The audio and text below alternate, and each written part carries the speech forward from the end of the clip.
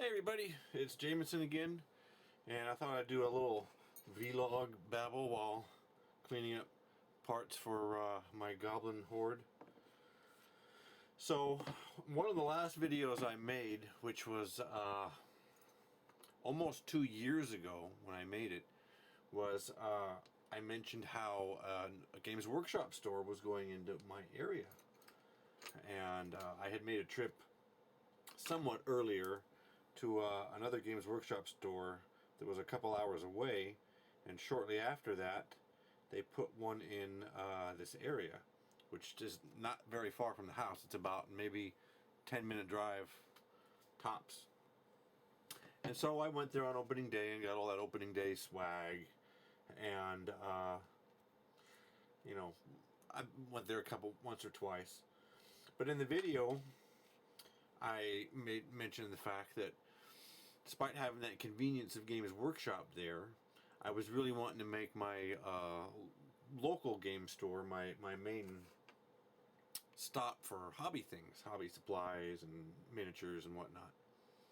And while the guy who ran, the one-man Games Workshop store was pretty cool, real friendly, I wanted to support the local yokels, And I held true to that for a little while, as the weeks and months went by. I made regular visits to the Games Workshop store. When I would buy something every now and then, get a new issue of White Dwarf, or to buy a single model, or every now and then, something, but not too often. I would maybe go by there once a month, maybe. And if at that, and I was still going to the local game store for other things.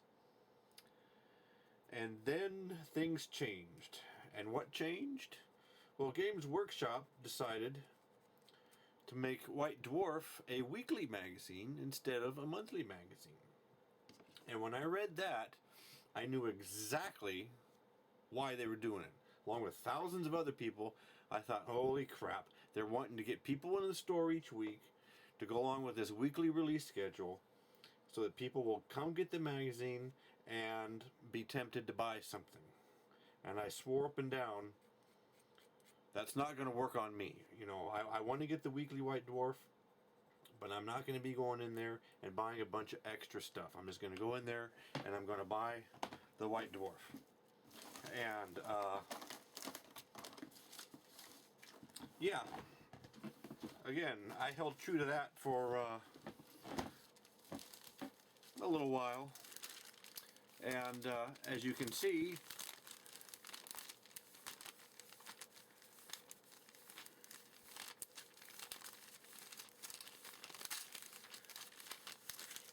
my willpower didn't last very long. I found myself in a position where I was going in to buy the magazine and then buying something else, and I realized at one point, oh my god, those dirty bastards, they actually got me to do it. So I tried to back off a little bit, and to this day I still make a weekly pilgrimage to the Games Workshop to get the magazine, because the local store sometimes sells out of it really fast, and by the time I get there on Saturday morning, sometimes they don't have it anymore. And so the only place I can get it guaranteed is local Games Workshop. So I've been going there a little more often, well, a lot more often every week. And for a while there I was buying a lot of extra stuff, and I finally had to kind of curtail that a little bit. We had some other issues come up. I had a dog that got very sick, and just other things came up, so I went back to just buying the magazine and so on. But yeah, I totally fell hook, line, and sinker for their ploy, despite the fact I even saw it coming. And what's really sad is that when I had to go back to just buying the magazine by itself, I felt antsy in there, like, okay, I'm getting the magazine, but I should be buying something else, a box soldiers for my Empire army, or another box of goblins, or I should be buying something else. And it's amazing how quick you can fall into that habit of buying something along with the magazine.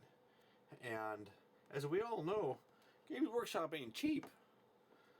And it didn't take very long before the wife was giving me this look.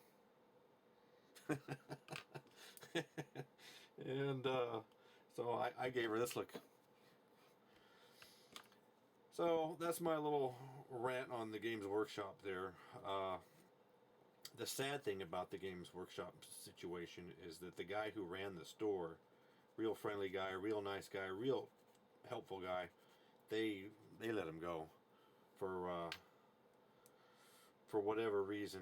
I think probably because they felt he wasn't bringing in enough business into the store or something. I don't know. He was always putting on different events, and started up different fantasy and 40K leagues and having little tournaments, to just promote the hobby, and had painting classes and all sorts of different things. So when he got let go, I kind of was a little pissed at Games Workshop and was kind of ready to write them off. But then they turned around a couple months later, and I did the whole weekly White Dwarf thing, and I thought, crap, now I'm going to have to go there. And then, of course, I got suckered into buying stuff every week for a while. And to this day, I still go there to buy the magazine, and I still look at everything, and I'm like, okay, just get out. So that's where I stand right now. I love going to the Games Workshop store. I like looking at all the stuff. I love coming out of there with prizes and models, but they're just so expensive. Just 2 or 3 things can add up so fast. And the sad thing is I haven't been to the local game store as much, anywhere near as much as I've been to the Games Workshop store. And I'm almost afraid that the Games Workshop store might close because of the same problem. The new guy they brought in seems to be doing better than the first guy, but a couple different comments he's made me think that he's worried about that bottom line too. And if they close that one-man store, I'm like, where am I going to get my magazine at now? Because I'm not guaranteed a copy at the other store, and the only other way was be buying it online and having to pay for shipping each week and then get it a week late. So kind of, in that situation of caught between the devil and the deep blue sea, or caught between a rock and hard place, or whatever other adage you want to use. Most of us don't like Games Workshop's policies or the way they treat their customers, but at the same time, we love their products. So I'm in that situation where, I want them to do halfway okay. Crap, I just snipped off a little too much on that guy's arm. I want them to do okay, but at the same time, I don't want to support them so much that they get away with all their practices that are iffy. So it's just a necessary evil, I guess. That's what the way I look at it.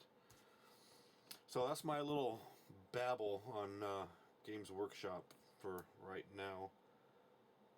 It's about what time is it? It is 4:41 p.m. on Wednesday afternoon out here in California. It's almost time for the wife to get home. I'm going to have to feed the dogs here momentarily and then go start doing something about dinner.